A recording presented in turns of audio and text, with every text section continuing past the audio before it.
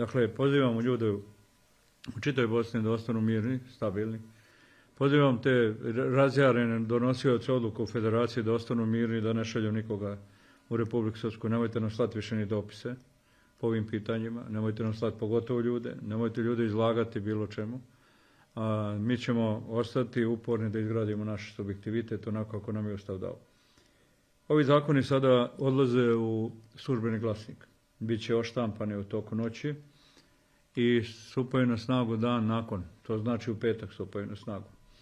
Što ćemo naravno veoma efikasno propratiti i veoma efikasno staviti u funkciju i ostvarivanje ovih zakona. Državni organi sigurno imaju i snagu, imaju i kapacitet, ali su državni organi svjesni da imaju posla sa čovjekom koji je satiran u ćošak, koji štiti svoju imperiju koja je nastala upravo na grbači ljudi koji žive u Republici Srpskoj. To je ozbiljan milioner koji zna da bi odlazak sa vlasti i prestanak kontrole procesa znači otvaranje njegovih drugih koruptivnih procesa koji su evidentni zbog načina na koji živi Milorad Dodik i nekoliko njegovih sljedbenika. Dakle, institucije Bosne i Hercegovine nisu bezglave institucije. One znaju šta bi značilo da Milorad koji koristi MUP Republike Srpske naredbama i tiranijom da brane njega lično, da se negdje zabarakadira i da prijeti čak i konfliktom, mi ćemo to hladne glave zajedno sad donosio sam odluka u pravosudnom sistemu iskoordinirati da se takve stvari ne dese.